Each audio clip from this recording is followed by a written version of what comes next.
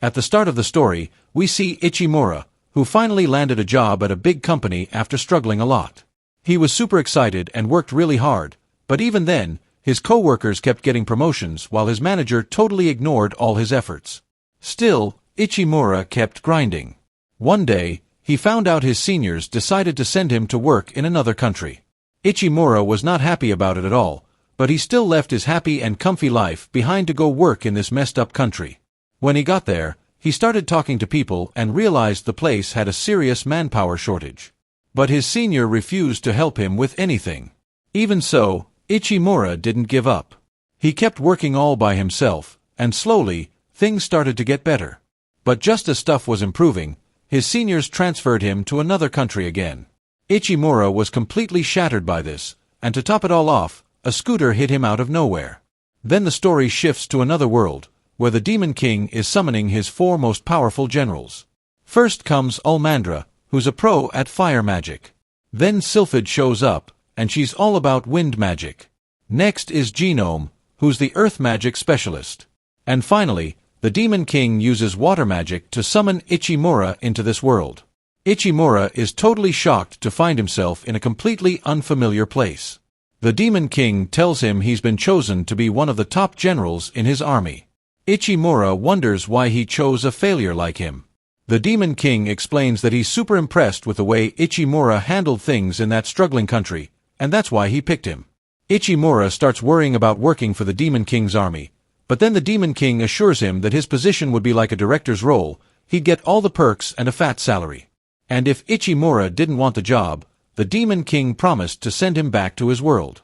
Ichimura is kinda flattered, but then remembers how he never really succeeded in his last job. This makes him feel like he's not cut out for this new role. The Demon King, annoyed, tells Ichimura that his old seniors never appreciated his talents, but he has seen Ichimura's hard work firsthand and believes in him. Finally, the Demon King gives Ichimura a choice: join his army or go back to working at the same old company. But before Ichimura can decide, Almandra objects, saying she doesn't think some human deserves to be one of the top 4 generals. Genome and Sylphid also back her up, clearly unhappy with the decision. The Demon King, unfazed, suggests they test Ichimura. Excited by this idea, Almandra launches her death kick at Ichimura, but the Demon King stops her attack mid-air. He then casually reveals that Ichimura is already unconscious, leaving Almandra confused.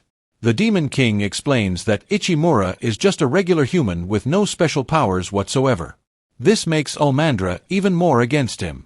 Genome jumps in, pointing out that there's already enough rivalry between demons and demi-humans in the army, and someone as powerless as Ichimura won't last a day. But the Demon King shuts them all down, saying he didn't summon Ichimura for his physical strength but for his intelligence. Just then Ichimura wakes up, and the Demon King explains the challenge to him.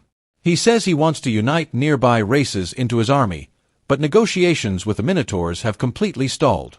The Demon King tasks Ichimura with solving the issue and tells Almandra to give him all the details. Later, Almandra takes Ichimura to meet the Minotaur chief while mocking him for being a mere human. Ichimura starts doubting himself again, feeling like he's not cut out for the job. But then he remembers how much the Demon King believes in him, and that gives him the determination to make it work. Almandra brings him to the Minotaur chief's chambers and warns him that Minotaurs are incredibly dangerous. She opens the door, and Ichimura is immediately faced with an enormous, intimidating creature that terrifies him. Almandra steps in to talk to Terius, the Minotaur chief, but their conversation quickly spirals into an argument. Ichimura realizes that Almandra has no idea how to handle a negotiation, and her attempts to talk things out fail miserably. Almandra explains in the beginning, the Minotaurs were super excited about joining their army, but suddenly they refused to continue discussions. She says they've tried multiple times to restart talks, but it always ends in failure. Frustrated, Almandra mentions how Terius brought piles of grass and tried to lay them in his chamber, which made no sense to her. Finally, she dumps the responsibility of negotiating onto Ichimura and leaves him alone to talk. Ichimura feels completely lost. How was he supposed to talk to such an angry, massive creature? He starts thinking he is in a bar, and sits on a nearby chair, thinking about what to do. When it hits him, he's seen behavior like this before. A light bulb goes off in his head as a new idea starts forming. Almandra informs the Demon King that she's given Ichimura all the necessary information, but she doesn't think he'll be able to convince Terius. However, the Demon King still trusts Ichimura completely. So Almandra goes back to check on him and finds Ichimura stuffing grass into some bags. Confused, she asks why he's doing that. Ichimura explains that he's preparing to negotiate with Terius. Skeptical, Almandra points out that Terius is a stubborn and unreasonable creature. But Ichimura calmly responds that she's misunderstood Terius and assures her that he'll fix everything with hard work. Surprised by Ichimura's newfound confidence, Almandra watches as he picks up the bag of grass and heads into Terius's chamber. The next day, Almandra returns to check on Ichimura, only to find the room littered with grass. Furious, she starts yelling at him, assuming he's messed everything up. But Ichimura interrupts her to reveal that Terius has agreed to the terms and is already on his way to meet the Demon King to finalize the deal. Almandra is stunned that Ichimura managed to resolve everything in just one night. Curious, she asks how he pulled it off. Ichimura explains that Terius was using a tactic where he kept refusing everything, not because he didn't want to cooperate, but to test how persistent the other party was. Because he has seen this when he used to negotiate with other companies. Once Terius saw their determination, he'd finally agree to negotiate. Ichimura adds that Almandra gave up too quickly when Terius kept saying no, which confused and angered him. On top of that, Terius is so massive that he can't sleep on regular beds, so he brings grass to use as bedding. But because the grass wasn't inside the room, he couldn't rest properly, which made him even more irritable. Almandra feels guilty for overlooking these details. Terius acknowledges his own mistakes too, and the two shake hands in mutual understanding. Terius happily thanks Ichimura for his help, and he leaves to his clan. The Demon King arrives and congratulates Ichimura on successfully completing the challenge. Almandra, now impressed, has no objections anymore. To reward Ichimura, the Demon King gives him a golden bracelet, a symbol of his position as one of the generals. Almandra shows Ichimura her own bracelet and she asks him to touch it to hers, signifying that she has officially accepted him as part of the team. Later, Ichimura realizes he still hasn't introduced himself to the other Big Four, so he decides to go meet Sylphid. But when he gets there, the door is opened by Sylphid's assistant, Belinda. She tells him that Sylphid hasn't shown up in days and basically shuts the door in his face, saying to come back later. While Ichimura is still standing there, Almandra shows up looking for him and tells him that the Demon King is calling him for a new mission. They head over to the Demon King, who explains that to boost his power, he's been trying to recruit tribes of demi-humans from the nearby areas. The problem is, the ogres are the strongest group of demi-humans out there, and their army is pretty much on par with their own forces. That's why all the other demi-human groups see the ogres as their leaders. The Demon King says it's super important to get the ogres on their side because if they end up as enemies, things could get seriously messy. It's basically like convincing a big competitor to join your company, which makes this mission insanely tricky. The king says he's counting on Ichimura for this because he's the only one who can pull it off. Almandra also wants to tag along, so the two of them get ready to head toward the Ogre Kingdom. Ichimura mentions he wants to meet Genome, the leader of the demi-human army. He figures she could give him some solid info about the ogres, which would make things easier. But Almandra isn't too thrilled about meeting Genome and makes up an excuse about arranging transport, so Ichimura ends up going to meet Genome on his own. When he gets there, he notices that every single demi-human in her group is full of energy and excitement. Then Genome finally shows up, and Ichimura gets straight to the point, asking her about the ogres. She tells him that the ogre's leader, Ogre, is super cunning, ruthless, and full of himself, making him ridiculously hard to deal with. Almandra suddenly shows up behind Ichimura. Genome, clearly not a fan, calls her a thing and tells her to leave. The two immediately start arguing, and Ichimura can't help but think these two must actually be friends. Eventually, they reach the ogre's territory, but the gatekeeper stops them and tells them to wait outside. Ichimura instantly realizes this is one of those power play tactics meant to mess with people's patience and composure. He warns Almandra to stay calm, but of course, she starts getting annoyed. Just then a female ogre shows up to escort them inside. As they're led through the fortress, Ichimura takes notes of the soldiers' armor and the condition of the palace. The woman drops them off outside the leader's room, and then they're finally allowed to meet Ogre. Almandra tries to start the conversation, but Ogre immediately insults her and tells her to shut up. Things take a wild turn when he straight up tells Ulmandra to join his army and orders her to cut off the Demon King's head and lay it at his feet. Ulmandra is furious. She's so angry she can't even figure out how to respond. Sensing things are about to spiral, Ichimura steps in, asks for some time to think it over, and drags Ulmandra out of the room before things get even worse. As soon as they step outside, Ulmandra is fuming with rage. Ichimura tries to calm her down, explaining that Ogre was deliberately provoking her. His goal was to make her lose her temper so he'd have an excuse to dismiss them entirely. If Ulmandra had snapped, Ogre could have blamed her for ruining the negotiations, which he clearly doesn't want to engage in anyway. Ulmandra asks Ichimura if he doesn't feel angry after hearing the insults. Ichimura admits he's incredibly angry, but points out that losing control would only make things worse. Realizing her mistake, Ulmandra apologizes to Ichimura. As Ichimura starts thinking of a way to handle the situation, the female ogre from earlier shows up again. She introduces herself as ORL, Ogre's daughter. Ichimura asks why she's here. ORL shocks them by asking for their help in overthrowing her father. When Ichimura asks why she wants to do this, ORL takes them to the storeroom. The shelves are completely empty, and she explains that the kingdom is on the brink of famine. Ichimura isn't surprised. He'd already guessed something was off from the soldiers' worn-out armor and the cold, dark state of the palace. He compares the situation to failing corporations where incompetent leaders drag everything down with them. ORL believes the only way to save the kingdom is by joining the Demon King's army. She also reveals a crucial secret. Her father has been gravely ill for months, but he's been hiding it from everyone. If he dies suddenly, the entire kingdom will collapse.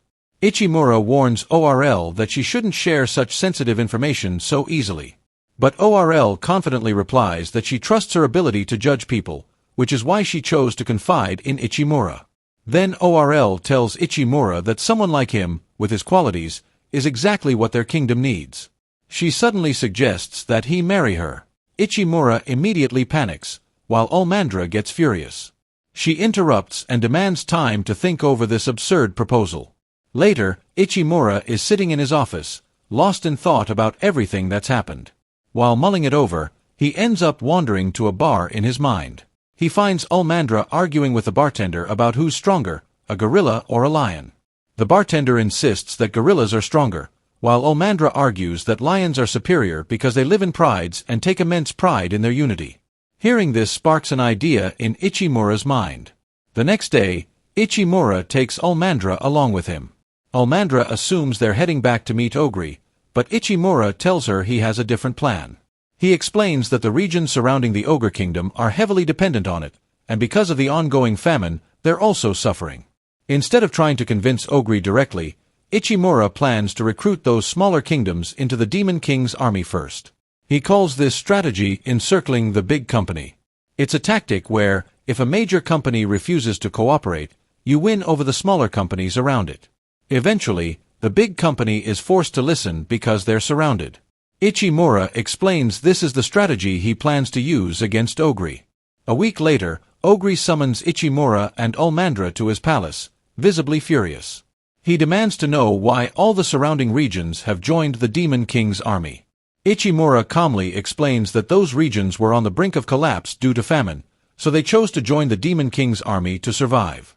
Ogre accuses Ichimura of going behind his back. In response, Ichimura reveals that they did it with Orl's knowledge, and, in fact, ORL actively helped convince many of the kingdoms to join, which made the process much easier. ORL then steps forward and tries to persuade her father to join the Demon King's army as well, explaining that it's the best way to save their kingdom. However, Ogre refuses outright, unwilling to bow to anyone. Realizing that Ogre's pride is the real issue, Ichimura suggests a compromise. Instead of joining the Demon King's army, Ogre could form an alliance with them. This way, Ogre can maintain his pride while still ensuring the kingdom's survival. Ogre, caught off guard by this offer, asks for some time to think it over.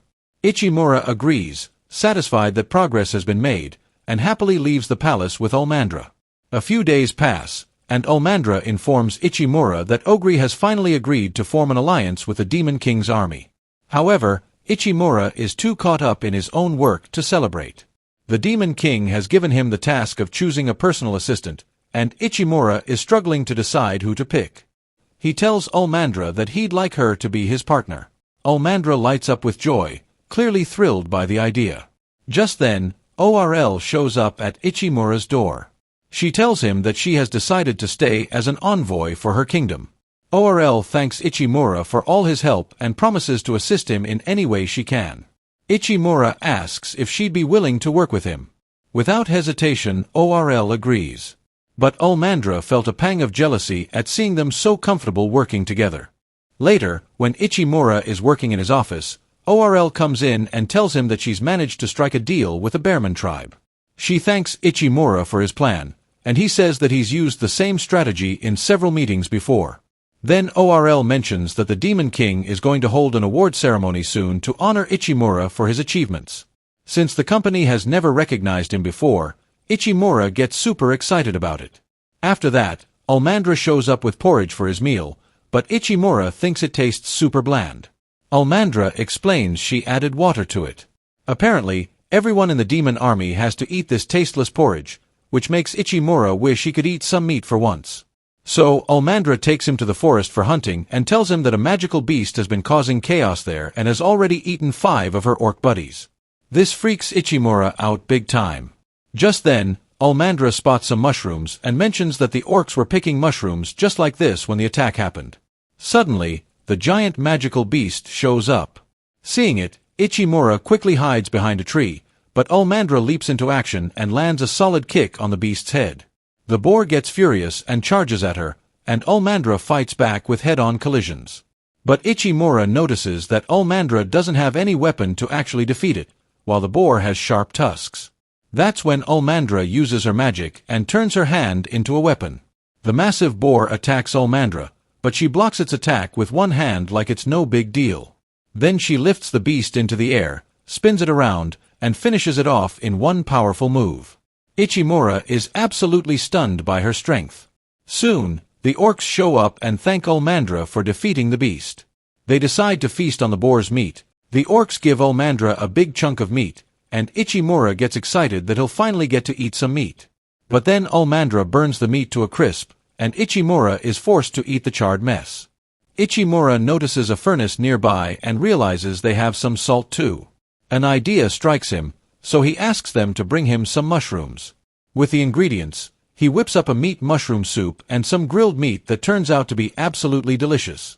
Everyone loves the dish, and Ichimura suggests sharing the recipe with others. But Ulmandra feels that it might hurt the reputation of the Big Four if common folks learn to cook so well. Ichimura counters, saying that sharing knowledge will help their nation progress. Ulmandra finally understands that their country's poverty is due to a lack of knowledge. As night falls, Ulmandra uses magic to create light and proudly explains that only demons can perform magic. Ichimura realizes that demi-humans can't use magic, which is why they rely on hard work and practice to improve themselves. Curious, Ichimura asks if Sylphid is a demi-human or a demon, but Ulmandra admits she doesn't know much about him since he never attends meetings himself. While heading back to the city, Ichimura advises Ulmandra to rely less on magic and instead wear full armor to protect her body. However, Ulmandra feels insulted by the suggestion, thinking he's criticizing her, so she extinguishes the light and storms off, leaving him confused about what he said wrong. The next morning, when Ichimura reaches the palace, the king asks him why they arrived separately. Ichimura explains everything, and the king orders him to resolve the issue with her. The next day, Ichimura sits outside, still wondering why Ulmandra got upset with him. While observing the people around him, Ichimura notices that demi-humans tend to wear more covered clothing, while demons prefer revealing outfits. Curious, he looks into a book and learns that demons practice physical training to enhance their magical powers. For them, showing off their physique is a matter of pride and respect. That's when it clicks for Ichimura. His suggestion to cover up with armor must have made Ulmandra feel like he was questioning her pride and strength. Meanwhile, ORL finds Ulmandra sitting sadly in a corner and asks her what's wrong. Ulmandra explains everything and admits she feels like Ichimura doesn't like her. ORL reassures her that Ichimura's way of thinking is just different from how demons think. He doesn't see showing off one's body as appropriate. Suddenly, Ulmandra realizes her mistake and that the whole situation was a huge misunderstanding. She asks ORL how she can fix things, and ORL recalls how Ichimura once told her that if she ever made a mistake or needed to talk, she should never hesitate to approach him. ORL suggests Ulmandra do the same. Meanwhile, Ichimura is sitting at his favorite bar, enjoying the dishes served there. Seeing the bartender's cheerful smile gives Ichimura an idea. He rushes back to the palace and starts looking for Ulmandra everywhere, while Ulmandra is also searching for him. Finally, Ichimura spots her, and they both run toward each other. Ichimura compliments Ulmandra's physique, and she admits that she wanted to hear him appreciate her body. They clear up their misunderstandings, with Ichimura apologizing to Ulmandra and Ulmandra apologizing to Ichimura. Ichimura hopes they can be good partners moving forward, but it seems like Ulmandra is already starting to get confused about something else. On the day of the award ceremony, the Demon King gathers all the top officers of his army and, in front of everyone, presents Ichimura with a magical stone as a reward. However, Ichimura feels he doesn't deserve the honor alone, so he publicly shares the reward with Ulmandra. But instead of being happy, Ulmandra turns red with embarrassment and starts yelling at him. Turns out, giving someone a magic stone is equivalent to a marriage proposal in demon culture. Mortified, she scolds Ichimura and tells him that if he wants to do something like this, he should do it romantically and in private. The next day, the Demon King calls Ichimura to him, and Ichimura immediately thinks he must have messed up somehow. So he starts apologizing like crazy. But the king's like, chill out, no need to apologize, I'm actually super impressed with your work. Then the king starts asking Ichimura about the relationship between demons and demi-humans. Ichimura explains that demons can use magic, but demi-humans can't, so they see themselves as less important. The king then points out that his army has plenty of races that can't use magic either, and they feel the same way. That's when he gives Ichimura a task to figure out a way for all species to use magic. Ichimura says he doesn't know the first thing about magic, so the king hands him a magical stone and summons the legendary mage Sylphid to help out. But he also warns Ichimura to be careful around Sylphid. After that, Ichimura walks out of the throne room, and Ulmandra all hyped that the king personally gave him a mission. Ichimura takes the magic stone back to his office and starts brainstorming ways to use it. While he's deep in thought, ORL shows up with tea. Ichimura asks her if it's possible for someone to absorb the magic from the stone. ORL explains that they can absorb the magic, but actually using it requires skill. And Ichimura realizes he needs to learn more about magic, so he decides to go ask Sylphid. But when he gets to the house, it's Belinda who opens the door again. He tells her why he's there, but she just says, Sylphid isn't home, and straight up tells him to leave. Ichimura finds her attitude kinda sketchy, so he insists on talking. That leaves Belinda no choice but to let him inside the room. As soon as Ichimura steps inside, he drops a bombshell. Belinda is actually Sylphid. He backs this up with 3 reasons. First, her glasses are clearly just for show. Second, there's no one named Belinda in the Demon King's army. And third, the king already told Ichimura the truth beforehand. Left with no choice, Belinda admits she's Sylphid. Ichimura then asks why she's been hiding her identity. Sylphid explains she does it to dodge work. Ichimura moves on and questions her about the magic stone.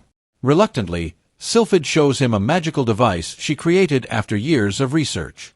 The device is embedded with various magical stones that allow it to cast multiple types of magic. Ichimura is super impressed and asks her to mass-produce the device. But Sylphid tells him the device would cost a whopping $1 billion because it requires tons of high-quality stones. This leaves Ichimura stunned since it means he won't be able to complete the king's mission. Sylphid even suggests he just give up. But then, Ichimura gets an idea. He tells Sylphid to create a simpler version of the device by using only one magical stone instead of many. Just like how gadgets get cheaper when features are cut, reducing the number of stones could make the device more affordable. Sylphid likes Ichimura's idea, so he hands over his magic stone to get things started. Then, Sylphid reveals a hidden door of her lab and takes him inside to help her with the work. They spend the entire night working, and by morning, they manage to create a magical device that works, and now they can mass-produce it at a much cheaper price. Sylphid wants to test the device on Ichimura, but he asks for some time to rest. She lets him leave the lab for a while.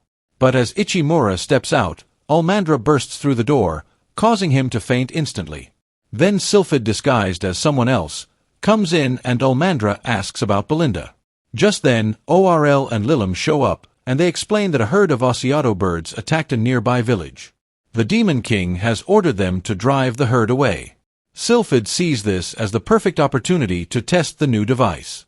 She takes Ichimura to a secluded field and hands him the magical device, instructing him how to use it. Ichimura tries it out, and to his surprise, he successfully uses the fire magic. But suddenly, a huge flock of Asiato birds charges toward them. Sylphid tells Ichimura to attack with fire, and he begins launching fireballs at the herd. However, just as things seem to be going smoothly, the magic device stops working. Ichimura tries again, but the device remains unresponsive. Sylphid has to use her own magic to protect him. Ichimura looks at the device, and Sylphid immediately understands that the stone inside is broken. Later that evening, the villagers all gather to make ostrich soup, and Ichimura is shocked to see how weak the demi-humans are. Sylphid explains that despite being poor and weak, they have incredibly big hearts. She goes on to tell him that she was born into a merchant family, but for certain reasons, she left home. Afterward, the demi-humans helped her, but since they were so poor, she decided to create magical devices to repay them. However, the research took so long that she eventually forgot her original reason for doing it. Sylphid thinks the Asiato birds might attack again, so she starts considering how to fix the devices. Meanwhile, Ichimura returns to his favorite bar, where the bartender gives him something to eat. After eating it, Ichimura suddenly gets a new idea. He asks Sylphid to make 10 more devices, but she tells him that she won't be able to improve the magic stones. Ichimura responds that there's no need for any improvements. The next day, Ichimura buries the devices in the ground, and when the Asiato birds herd arrives, he snaps his fingers to activate them. The devices make a strange noise that scares the Asiato birds away. Later, Ichimura and Sylphid explain the device to the Demon King, revealing that it doesn't use magical stones, making it incredibly cheap and long-lasting. The devices can be used to ward off dangerous animals and even protect crops. The Demon King is thrilled with their invention and orders Sylphid to mass-produce them and distribute them throughout the villages. Afterward, Ichimura thanks Sylphid for her help, and she thanks him in return for assisting with her research. As a token of gratitude, Sylphid gives Ichimura an upgraded magical device that can now unleash 30 fire attacks. But that's where this video ends. Make sure you like and subscribe the channel, and I hope to see you in the next one.